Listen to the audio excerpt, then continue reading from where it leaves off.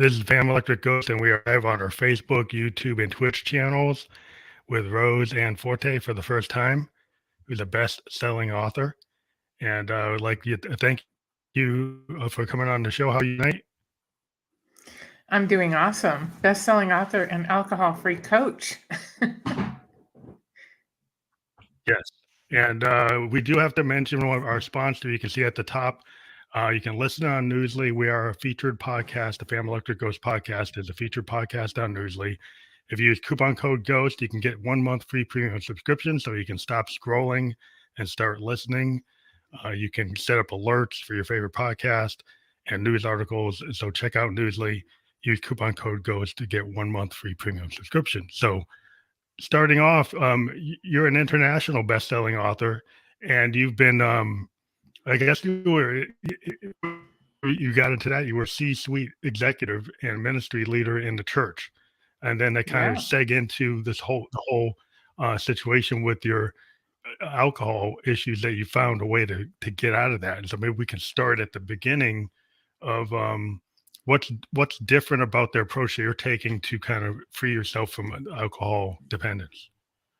Yeah, I was a successful executive and mother and all those things, and I used alcohol to, do all the things that society tells you to do, have fun, fit in, check out, de-stress.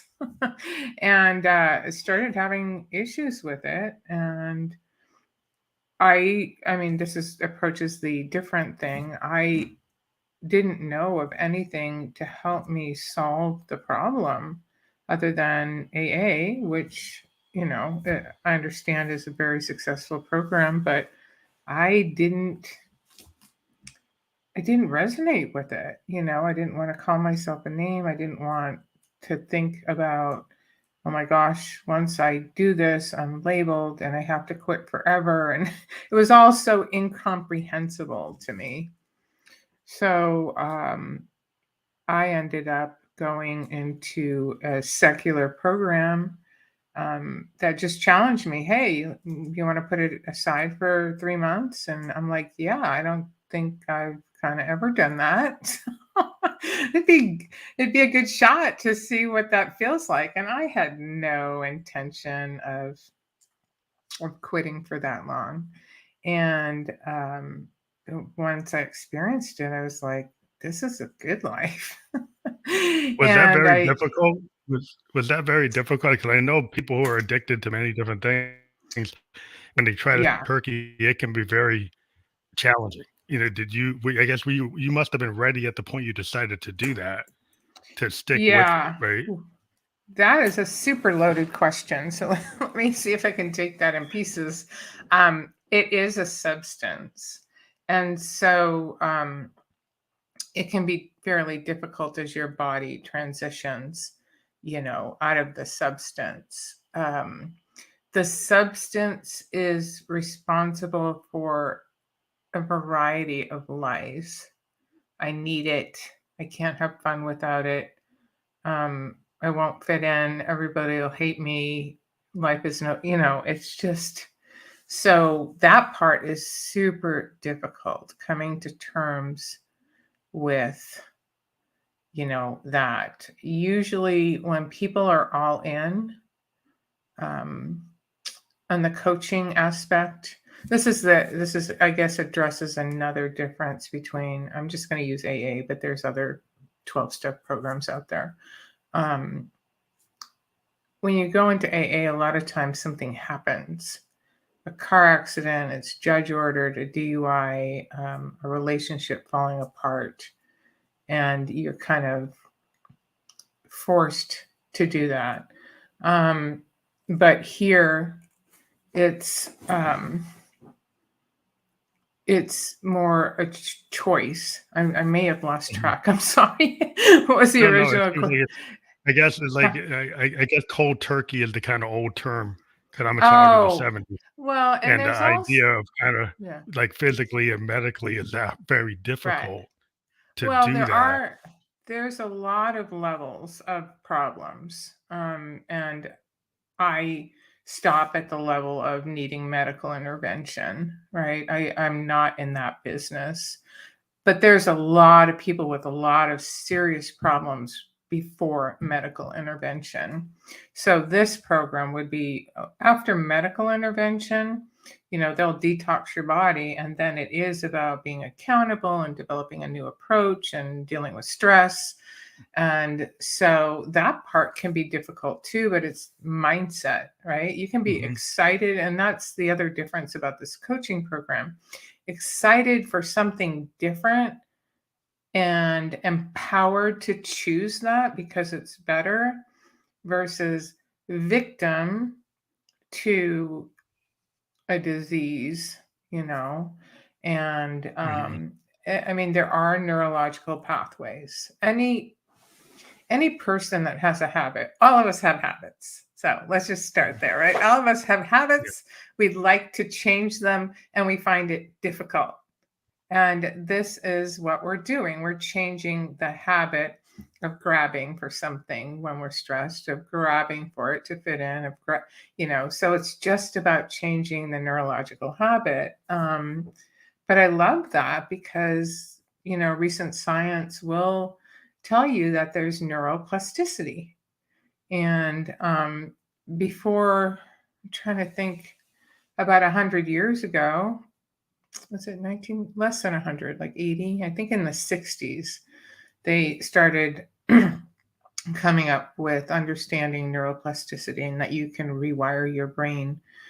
But before that, I think that is why they classified it as a disease. They thought that once you get this, you're done. You're toast. Get out of it. Yeah. And so I kind of like this approach because one, it's, hey, let's challenge and see if you can do it for 12 weeks. Let's see if we can change a neural pathway and, just develop this awareness of what happens when I choose a drink. The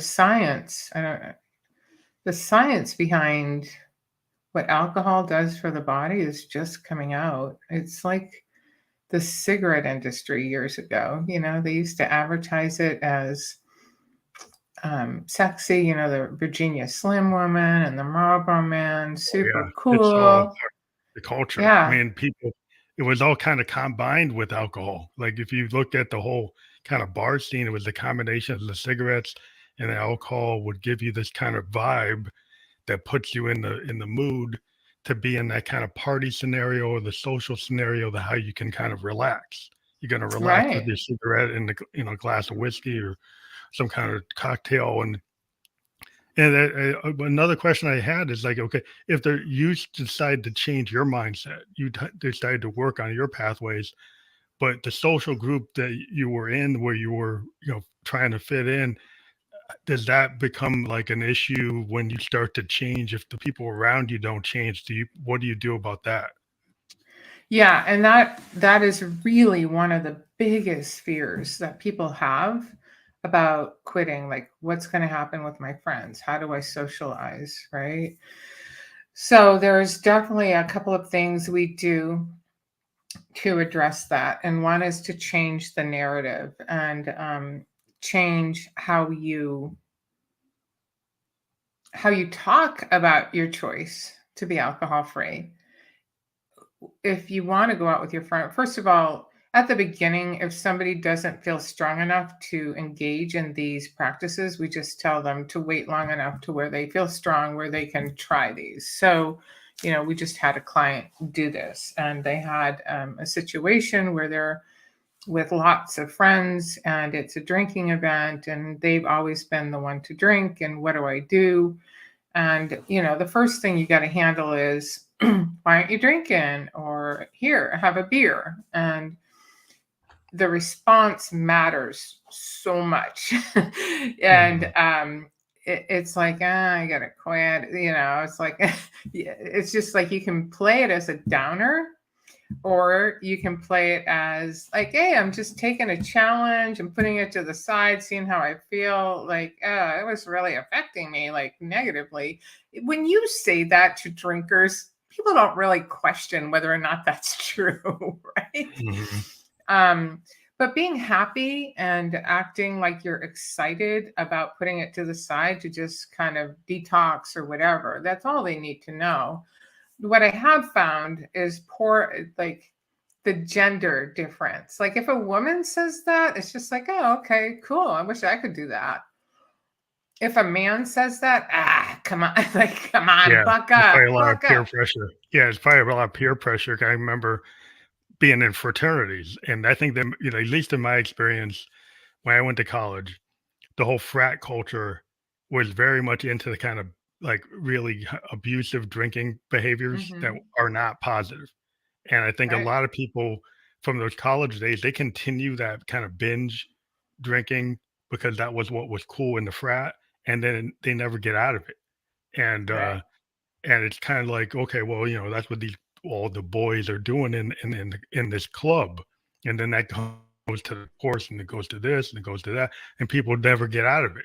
And there's a lot of peer pressure with the guys that, oh yeah, you're kind of wimpy if you get out of it, 'cause you hmm. can't hold yourself, and you have to go against that, as a musician, and when Oh, musicians as a decided to musician, I stop. can't. Yeah, that's got to be Yeah, hard. we had to stop, decide, like, that all the substances actually don't help the music, they actually hurt what you're trying to do.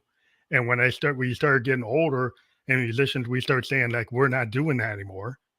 And there's still guys who are doing it, and you're like, "Well, we can't really work with you if you're still in that on that path, because we're not on that path anymore." And so, Right. yeah, it's a kind of, you have to make decisions. At least in my business, that's what happened. Yeah, no, and it really messes, I know a lot of creative people that initially used it for creativity, and then they find that it really takes away from their creativity. It takes away from your productivity. I'm sure it takes away from your sound.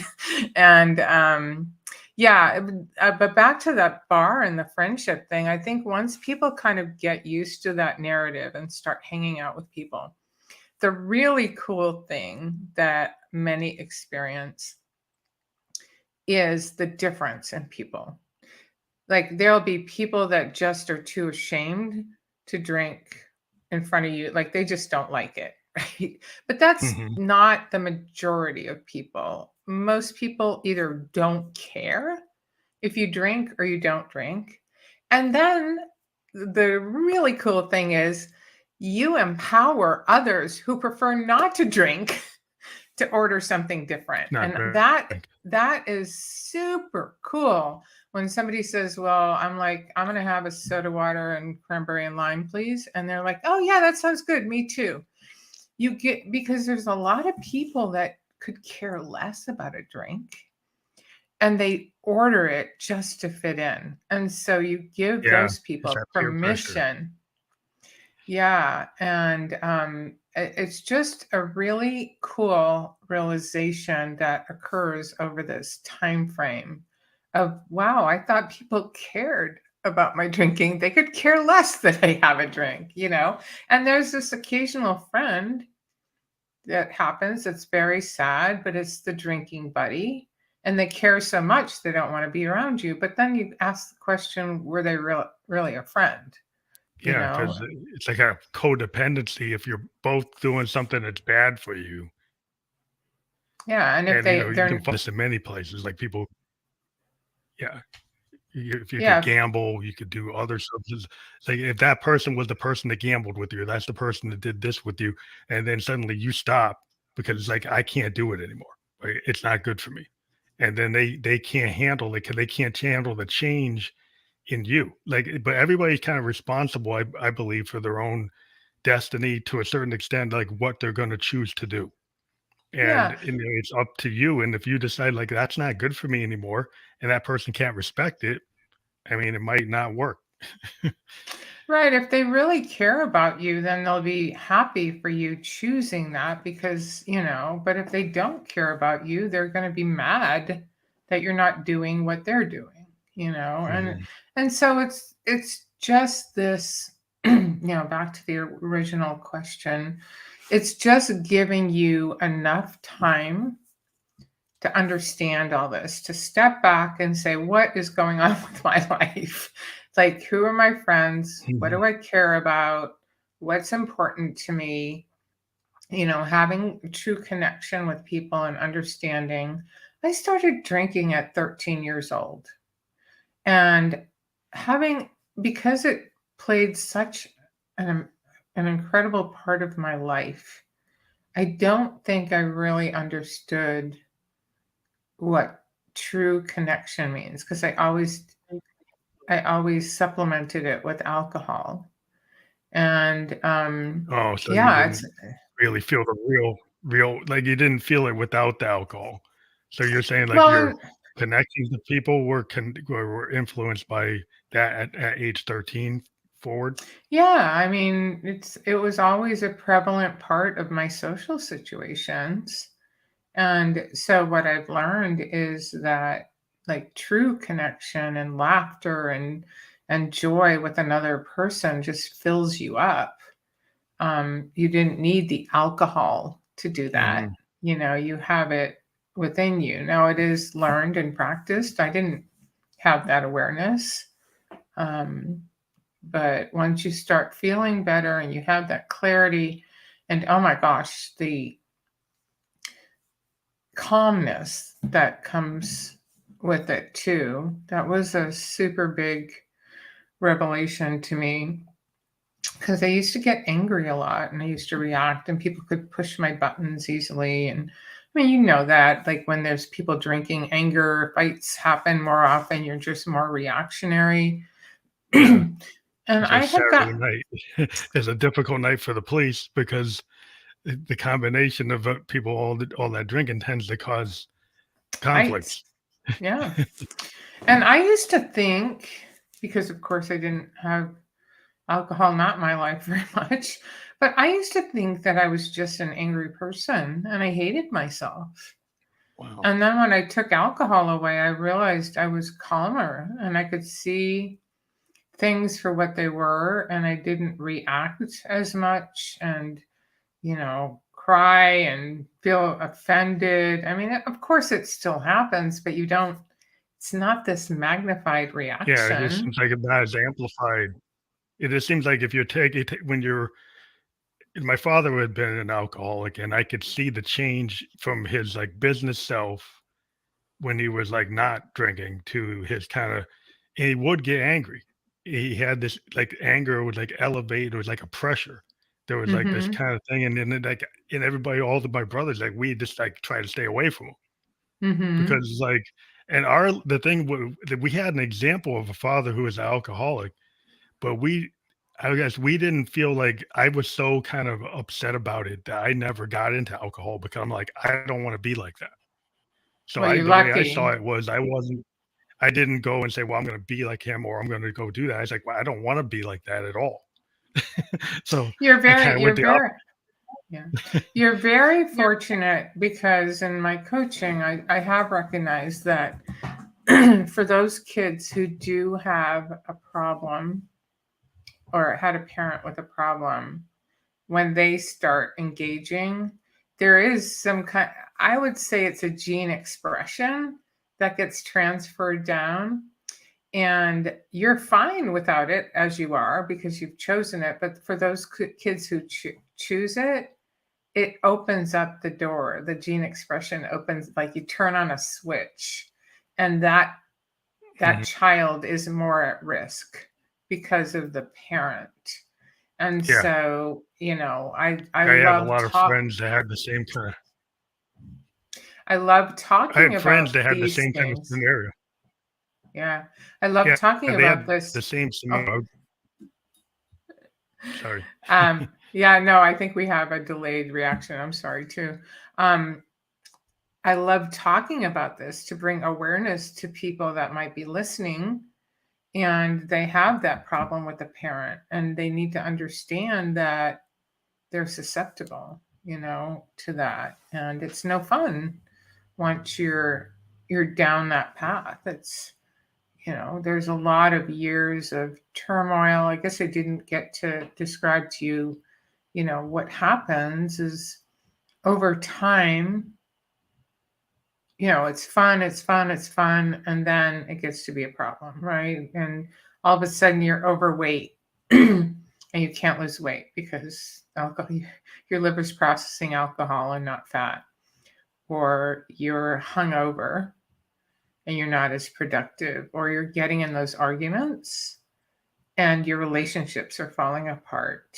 You're spending, oh my gosh, the money, the money you spend on alcohol, right? It's just all of the costs. And then one day you go, you know what? I gotta stop this. And you try and you can't do it. And you go, what's wrong? It's really like that. It's like you don't know you have a problem. And then one day it's like, oh. And so then you start the negotiating in your head. And this is true for everyone with an alcohol problem. So I know there's a lot of denial going on because I talk to a lot of people, but I think the denial comes with the fear of the label. But you realize there's a problem, and so you start putting boundaries around yourself, like only after 5, only with other people, only on the weekends, only at holidays, only when I go, I'm on a date. It's just all these boundaries. And then what happens is you start breaking your promises with yourself. And you want to talk about a mental health issue. Like I was a performer. I had a goal. You get that goal, you get it done. You get her done. Anytime my mind would tell, and all of a sudden I am faced with, I need to deal with this, and I can't, over and over. Years. I mean, years. And so now your mental health is suffering. And it just becomes what I call secret suffering. And that's why I'm sharing about the denial. People know they have a problem. You're not shocking them when you tell them. They just want to hide it, Yeah, there's a lot of things when I've talked to a lot of people who do life coaching on different issues, it's always been kind of like the shame of it, the guilt of it. People keeping a secret from themselves, and it's like a point of like a lot of times it's like when you start to forgive yourself, when you start to actually look in the looking glass and actually question, your behavior, and actually, try to get to the root cause of like why, can't I stop? And Mm-hmm. actually acknowledge that you can't stop. And because a lot of times they'll say, well, I can stop, but then you keep on not being able to do it. And so then it's obvious that you can't. Then you have to actually accept the fact that you have a problem. And no matter what you're into, once you start to, forgive yourself or start to try to understand where you are, I think Mm-hmm. that's where you can start to make forward progress with anything. Yeah, and that's the other differentiator that I try to incorporate to lessen the shame of it is simply to reflect on, it's not a character flaw, right? It's a neurological habit. Let's just, instead of looking at the person, I want to develop awareness about the substance and what it's doing to you. When I drink it, one is never enough, right? When I drink it, this happens. When I drink it, and identify the lie that it's telling you, oh, it's going to calm me down. Well, no, it created more anxiety. So it's looking at the substance, because I used to be a super heavy smoker too, like 2 and 3 packs a day. I'm a pedal to the metal type of person. And you just need to develop. I quit because it was killing me, right? Yeah. And that's what I'm trying to do, is take the focus away as a shortcoming of the person, have them understand the science of the brain and their habit loop, the lie, and Mhm. focus on the substance, because the alcohol companies, you better believe they're lying to us. It's like, like the cigarette companies. The cigarette yeah. companies for years, they were able to kind of con everybody, into thinking there was no health issue at all. And the same thing, I think, with alcohol. Any company that pushes something when they know from their own research is damaging, and then they try to hide that, Yeah. then like there's something up. But yeah, so I mean, and so a lot of people can get conned by advertising. It's everywhere. I mean, almost every industry was being funded from cigarettes and alcohol. Even today, alcohol funds a lot of things. Yeah. Um, in my business, like in music, it funds a lot of events. And I think in Europe, they were getting so many problems with the alcohol at events that they started to think that maybe they should ban it in certain places in the They EU. just banned it at the World Cup. What was the World Cup? Because I pay a lot of attention to the stuff going on around alcohol, and we are seeing a shift. The Mhm. younger kids like you are seeing their parents and what's going on with them and the problems that alcohol. This is what I love. Children are so aware, like, and good for them. So our younger generation is coming along and going, So that's a thing. More and more, there's awareness. I follow the information out of the National Institute for Health, and few people are aware of how many cancers are the likelihood of cancer in a particular area, including breast cancer, increase when you drink alcohol. Alcohol causes inflammation in your body. Cancer loves inflammation, right? High blood pressure too. I read some articles that it can increase your blood pressure, but people thought it did the opposite. People were kind of maybe conned by the industry that, oh, it calms you down. But then it actually is a lot of medical history now showing that it actually increases your blood pressure. Oh, that was one of my big frightful points. I was watching my blood pressure, and the diastolic, the lower number, was super high, and I started doing research, and it's like, well, your kidneys are struggling. I'm like, what? And I was just on the verge of medication. Like the doctors were asking me to monitor it, and that's a real silent killer. But when I put alcohol to the side and I just started walking, no major exercise, I remember I took my blood, I went from 150 over 95 to 117 over 68 just by Mhm. removing alcohol. So, Yeah, and a lot of people don't even realize that. They thought cigarettes was the thing that does it, but alcohol, I think the industry tries to hide it. They don't want people to realize, um, because it tends to get put into situations where it's supposed to relax you. That's kind of like their narrative. It's going to relax you and make you, so if something's increasing your hypertension, that's not really relaxing you. I actually was just reading something just this week or last week that the first one or two drinks do um, suppress your nervous system, so Bring it relax. down. But after that, it's all toxicity, right? It's all toxicity anyway. Well, But so that's yeah. why people get the high originally, initially because they're stressed, and that first drink goes okay. But then as soon as you go beyond that, there's no health benefits. But the other secret, like, thing that can happen in your body, especially, as a guy, we don't, I don't think guys are as good about going to the doctors and stuff. Your Mhm. liver can Yeah. just collapse and stop working without you ever knowing it.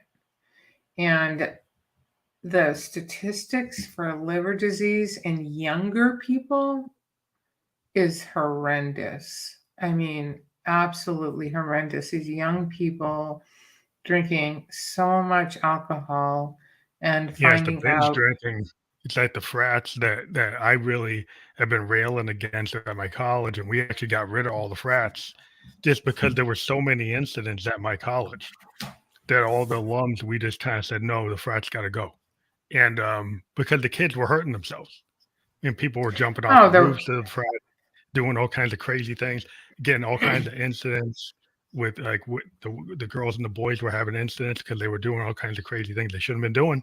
And it really was out of control. And it was like, that's not what a learning institution is supposed to be about, is you guys getting out of control. It's like, so we got to, if you guys can't control it, then we'll take it away.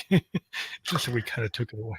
I was at church probably a month ago, and I was in our cafe, and there, I was sitting down, and the person I was with said to this guy I didn't know, "Hey, she wrote a book," and he's like, "Oh, what about?" And how to put alcohol to the side for 12 weeks. And he's like, "Well, why 12 weeks? Why this? Why that?" Like asking a lot of questions.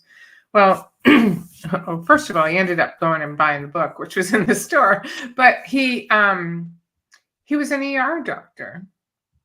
Oh, wow. And I have a hard time believing this statistic, but I'm just relaying what he told me. He said 70% of what he sees in the ER is alcohol related. And I'm like, That's not what? surprising. It's not surprising. Right. I mean, arguments, fights, suicide, overdoses, accidents. I was just thinking about the fraternity thing, and I know a nurse, and I shared that statistic with her, and she's like, "Oh my gosh, I just saw a 20-year-old come in, and he was drinking, and he decided to do a backflip in a baby pool, and he broke his back and was paralyzed for life." Yeah, You that's the know, kind of stuff we were kind of railing about at the college. This kid like jumped off the roof of a frat just because it was like a prank. And he was supposed to hit something, something, he missed it, like mattresses or something. But it's just like an inane thing that you wouldn't do if you're really thinking right. But they weren't thinking right because they've been drinking all night. you know. right. Well, that's the other thing that comes about with the shame. We're talking about the mental health effect. When you review the next day something you may have said or done that you would never do, and you have to reflect on that and be horrified, about what you did or said, and just the beer goggles too. It's just in terms of male and female hooking up, and just you think about it, would that really have happened if alcohol wasn't involved? And my personal Yeah, answer, having been involved in that early on in my life, no, I wouldn't have done that without alcohol. Yeah. yeah, because I would think like when you're a teenager and you get into that scene. I was a child of the '70s, and the kids were all at these parties, and I always felt like the odd person out because I had already made the decision because of my father I wasn't going to get into alcohol, and then I wasn't into marijuana or any of those other things. And so I was kind of like, everybody said, well, he's weird because he's not like in tune with everybody else. But I was like, I was with the wallflowers that we're not into that. So we were talking and be kind of like not being in that fog. And it was like, we weren't really connecting with the people in the fog because we couldn't, because they couldn't connect with us. Right. Yeah. And that's when you realize those, people care about your connection with them based on what they're doing. Did you find a group of people that didn't drink that you Yeah, were? I found the people who are like sci-fi kids and there's like Star Trek and comic book collectors, and we'd go to a place and we'd be hanging out, drinking Coke, drinking Sprite, or just hanging out talking about Leonard Nimoy or talking about Star Wars, or and we were into our own thing, and we were just kind of nerdy, and everybody's like, well, those are like nerd kids, but like we weren't the popular kids. We were, I was with a bunch of musicians who were kind of straight edge, which means we didn't get into things. Right. But we were into doing the music, and we were very productive. Even to this day, I'm still a musician because I looked at it because I wanted to get into the music. Some musicians get into it for the party. They actually get Right. into it for the party. I actually got into it because I like playing music. Right. No, I agree with you, and I think that is important that you eventually find your tribe, and there may be some adjustments. I didn't. I had a friend at the time I quit, and he owned a brewery, and so that was super, you know, interesting. A friend of mine had invited me. I think it was just 3 months into not drinking, maybe four, and they said, "Hey, you want to go to a winery?" And I said yes because I wanted to prove to them that I could be fun without drinking. And Hmm. for me, I think that was wise. They did, accept me. They didn't think it was, they did like, why aren't you drinking, Roseanne? And I'm like, oh my gosh, like, because I'm so much better. I've lost weight. And at that time I had kind of decided I wasn't going to. I was actually coaching um, with the company that I went through right after. But um, I was, just saying, just it didn't. I'm I weigh less. I feel better. It's better for me, and Hmm. I feel better in the morning. And the guy that owned the brewery is like, yeah, I love that feeling in the morning. I mean, that's not true, right? Yeah. Yeah. But that's their just way of joshing. But I had parties subsequent um, with him there, and he accepted me, and that's when like it's a real relationship. It's not, Yeah. would he invite me on the ski trip with with his other friends that are drinking? Probably not, but that's okay. You just figure it out. Um, and I definitely know people who have been devastated thinking, oh, I thought they were my best friend and now they don't want to hang out with me. Well, that Yeah. is kind of a bummer. But again, you find your tribe, Yeah. It was interesting because it's a weird situation, but I'm a cancer survivor. I was 27. I got a sarcoma. I didn't drink. I didn't smoke anything. And Wow.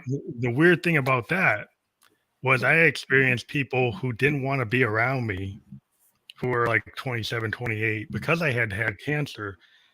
That kind of made them fearful of their own mortality. And I found friends that did not want to be around me because they didn't want to have to think about that. And later, a couple years later, I found out some of them, that's exactly why they didn't want to hang around because they were kind of scared that they can catch cancer. But the idea I had it was kind of hard for them to face. And some people Yeah, could either be with me or not be with me. And I said, well, that's weird that that would happen. But it's really hard for somebody going through cancer, but I understand what you're saying 100% because I used to be that person. I wasn't a person of faith, and I am a person of strong faith now. But at the time, um, I remember I had a neighbor who was dying of cancer. And when it's having cancer versus dying of cancer. This guy was definitely dying of cancer. And I loved him. And I had an opportunity to go over and say hi to him, see how I couldn't. And I couldn't do it. And you know why? It was so uncomfortable because I thought, how are you? Is a stupid question. They're dying, right? mhm. and Yeah, it's but hard. People don't know how to act. That's what I Yeah, but found. God took care of that for me. He was so funny because I was when I was a believer, I was in church and I was a Bible study leader, and I was told that this woman in the night group had cancer. She was super young, and she uh, she was at the door. When you go into church, you know how you have somebody handing out Oh, some. yeah, I yeah. used to I used to go to the other door, Oh, so I wow. didn't have to say hello. How are you? Because I thought, how are you was a stupid question for somebody struggling with cancer. And so I get that. But then God has a really funny sense of humor. I ended up befriending her at a conference. I took her to chemo and I was with her throughout her whole thing until the day she died, and started a ministry for the sick and dying. So, you know, I Mhm. obviously got over that, but I understand the fear that can be embedded I would just in. wonder somehow, at some level, like what happens with some people when you change. like your behavior, it's kind of like that kind of situation where it's uncomfortable for certain people to be around you when you change like your the way you've been operating. Right? So once you've decided for your life you're going to do this, like, and I made decisions once that I got out of the cancer that I was going to be more honest with myself about what I really wanted, and I was going to kind of be who I needed to be. And I really kind of like pre-cancer, post-cancer, I was like almost two different people because I was putting like ceilings on myself. I was like scared of things, and I ended up traveling internationally. I lived in Japan. I did Isn't stuff I that never did wonderful? before. Yeah, I Yeah. just started doing all kinds of different things that I was fearful. And after surviving cancer at 27, my fear level about like life kind of like, well, if I can survive that, I can do like all kinds of things. So I didn't feel like I was being restricted anymore by myself. Yeah. And that's kind of how the alcohol-free journey is too. It's once you conquer that, it's like, what's next? And then a lot of reasons people drink is or when you're drinking and you have this negative self-talk that's happening all the time, somebody looks at you and you think it's about you, or somebody's mad at you and it's just kind of weird. But when you get out of it and you can kind of think through and go, well, that's their, like, we're all dealing with stuff. And being fearless about who you are and comfortable in your own skin. And I think that happens when we go through some kind of event like that, or we make it through to the other side of alcohol. Getting rid of that narrative is so, that internal narrative, fear-based narrative, so important to living your Yeah, life I to think the fullest. Yeah. fear Fear is of like a judgment. big impediment. Yeah, Fear of definitely. judgment, fear of failure, fear of death, fear of belonging, fear of rejection. I mean, I've been taught there's only two emotions, love and fear. And all emotions are rooted in one of those two things, right? Hmm. And Different degrees. yeah, and I believe that wholeheartedly. So, how do we Because get I'm off on here today because it's like, but I think that today, I mean, here I'm doing this podcast, and the 26-year-old me would have never done it. There Mhm. I was painfully shy, couldn't do public speaking. I was a keyboardist, never sang. And since 2016, I've been, singing and working on things. I totally radically shifted who I was because I realized what was possible. And a lot of times people don't try something because they don't think they're going to be good enough. And the musicians won't try something because, well, I can't match Jeff Beck, or I can't match Jimmy Page, or I can't match Jimi Hendrix or Janis Joplin. So I'm not even going to try it. And I was like, well, you should be you. And I'm a producer, Right. and I'm always talking to young people and say, don't try to be, Jeff Beck. Just be the best version of yourself. You're inspired by whoever, but like you should be, excited about what you can do. And I always hear in somebody's demo something really great, and I don't want to change who they are and make them match somebody else. I want to bring out the best version of themselves. Well, that's And what we're looking for, individuality and something different. I'm sure in the music industry, you're looking for that different sound. So, yeah, people get really messed up when they start comparing. We all have our own gifts and we all have our own journey. And I wish I have to memorize a quote, but there's a great quote about living in fear. It chokes you. And I feel like the same way as you is, I used to do all these things I couldn't imagine. Like, I was finance and administration geek. And now, speaking and coaching and alcoholic versus business, it's all different to me. And I am being pushed to new things as well. I mean, marketing, but I just go, okay, you can do it. This is your new thing. This is your new gig. And it is fun to wake up and say, what's next? right? Yeah, I think that's what it's like when people put walls on themselves, and sometimes, having something that's restricting you because it's a habit and it actually puts a ceiling or puts a gate on you and keeps you like in a certain position, that when you start to realize that you can get out of that you can jump over that gate, and then you can start to handle your fear of failing and say, hey, it's okay, that I can try something, and maybe I'm not going to do it 100% the first time. Maybe Yeah, and it's okay. I want you to know address something that I definitely touch upon in the coaching program too.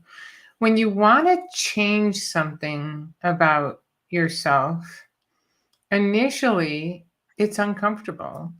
And so we always want to move, you know, towards the known and the comfortable and move away from the uncomfortable. But what I tell people is to embrace the discomfort, because that's when you know that change is happening. And it's applicable to everything you do in your life. You want to run a marathon, you think the first half mile is fun? Like, it's it's super uncomfortable. In every situation, when you do something new, there's discomfort, there's a learning curve. And that's why, um, in the journey of alcohol freedom, I really want people to look at not only what's wrong, but if you flip everything on its head, what if you had more money? What if you felt better about yourself? What if you were more productive? What if you were healthier? What's possible? And then you can develop this vision of yourself to run towards, and to keep in Mhm. mind. Um, I like to also tell people who may not be with, have a partner. For me, it was after I got divorced. I was thinking about, and that's when my drinking got the worst. And I was thinking about, you always think about what's next. You want to meet somebody else. And I'm like, well, I don't want to meet somebody like me. Yeah. I mean, I don't want to meet a partier. And then I was thinking about, if they're not a partier, they're not going to want anything to do with me. So that's a conundrum, right? So Mhm. who do you want to become, and who do you want to attract? And that's a motivation as well. Yeah.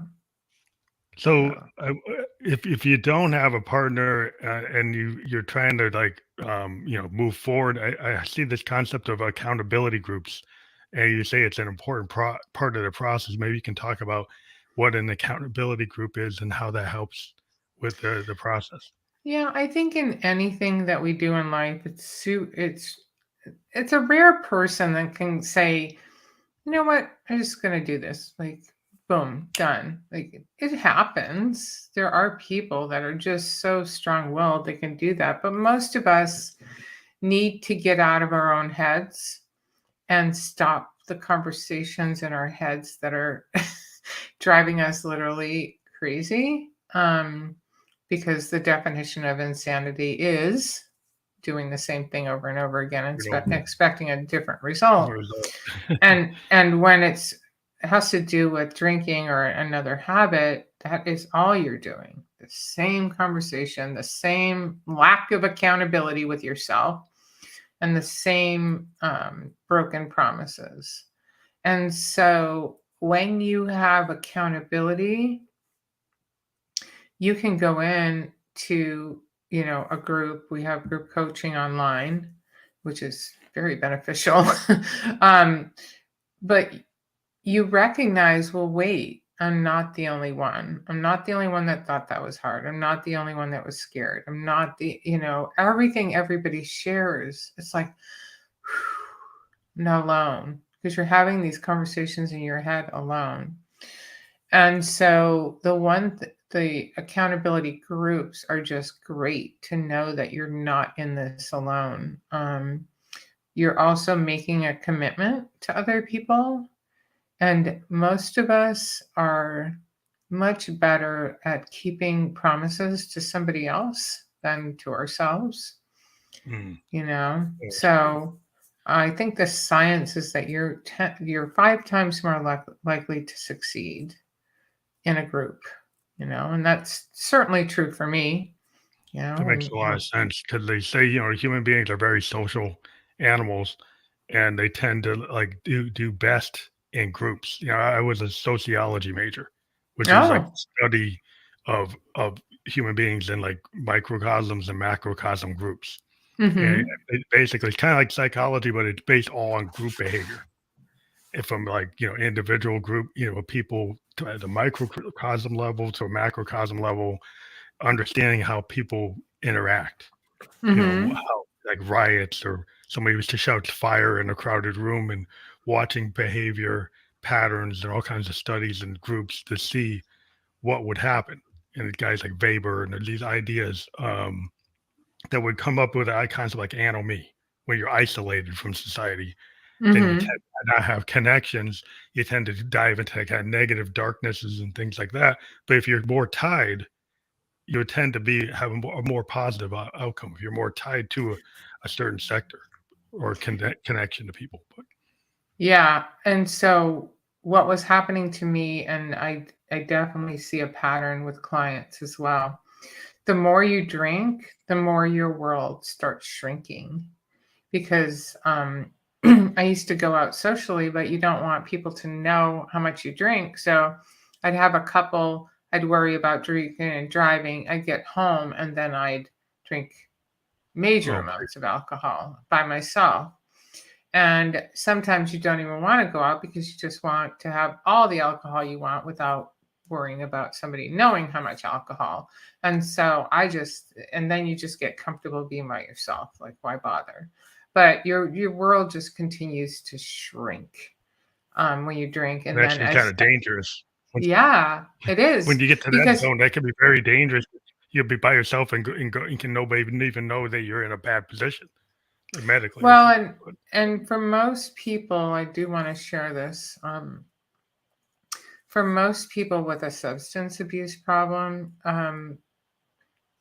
they will definitely consider, like, I'd rather not be here on earth. I definitely was thinking I wasn't going to do anything about it because I was faith based, but I was cool if God took me. Like, Car, I think a person two shows ago said something like, if a car broadsides me, I'm okay. That's exactly the thinking that I mhm, had. yeah, Like, I'm not going to do anything about it, God, but if you let it happen, I'm going to be really happy about this. And mhm. people get to that point. I mean, I was an enrollment coach first, and I would have conversations with people, men and women, and they share with me like, "Have you ever thought about not wanting to live anymore?" And I'm like, "Sure, absolutely." And that's relieving too, to know that we're all there. And I just want to let people know you don't have to be. I thought that my life was worthless, useless, didn't have any purpose. And, here I am. I wrote a book. I'm coaching people. It's possible. It's possible. I just can't even believe the lies that my mind told me. So, Do you find when you coach people that helps kind of when you're helping other people that it helps you? What I find is oh like my people who are goodness. teachers or life coaches and mentors that they feel that work with other people is a continuation of their own therapy. I would call it a purpose-driven life. There's, nothing better than using your gifts and knowledge to help somebody else transform, right? And most charitable endeavors were created from tragedy, right? And they want their tragedy to be meaningful.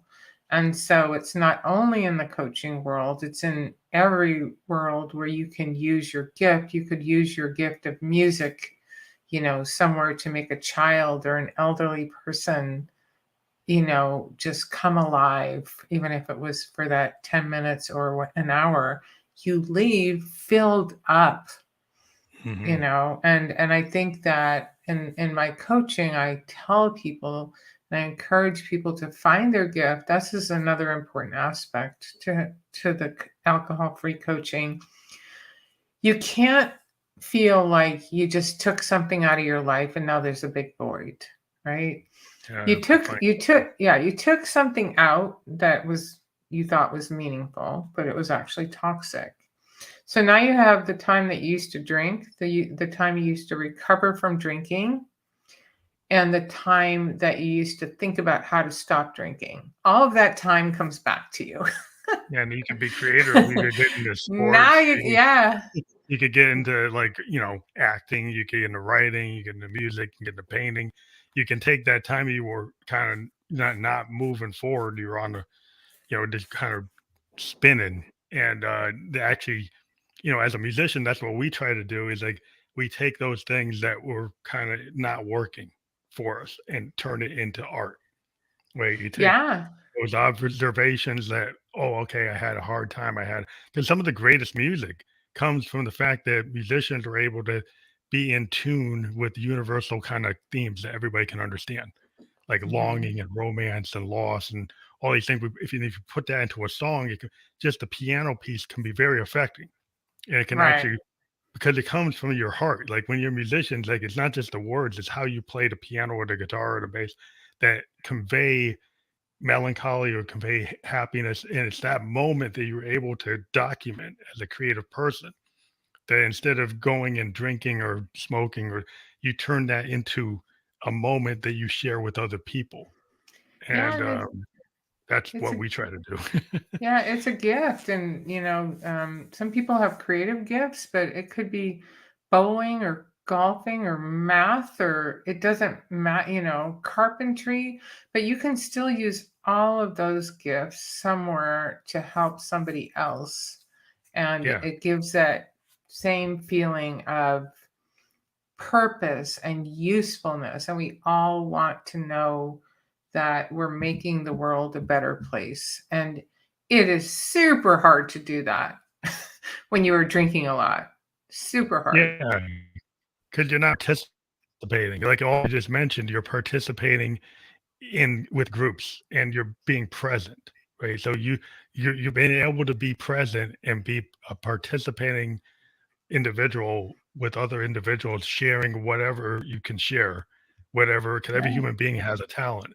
And just maybe Hmm. just your conversation, going and saying hi to somebody that doesn't expect you to say hi to them, Yeah, I love that. having the conversation with somebody, and you just, giving a nugget that they didn't expect, and Yeah. that can be very relevant. That can actually cause them to change their whole life. And you didn't even think about it. But the fact that you being present and not being, self-involved can actually be very positive. Yeah. Random acts of kindness, right? Yeah. Yeah. And The our idea smile that and our disposition and, you know, s- you and me, we wake up in the morning and we just say, what a great day. How can I enjoy the world? How can I give back, right? How can I share something meaningful? That's what you're doing. You're sharing something meaningful. And it's a wonderful way to live. And it's really hard to live that way when we are trapped in a substance. And yeah, and just hope that people know that they don't have to be trapped, that there's many people before them that got untrapped, that there's a way out. Yeah, so I do want to share with our audio audience. There is a link below the www.theplansshehasforme.com, or the plans he has for me.com. And Yeah. so that you can click that, and when you click that, what does the person see on your website? Well, you'll be able to press the red button and get the free Kickstart method for alcohol freedom, which is, all my best tips for how to be successful if you want to take on that 12-week challenge.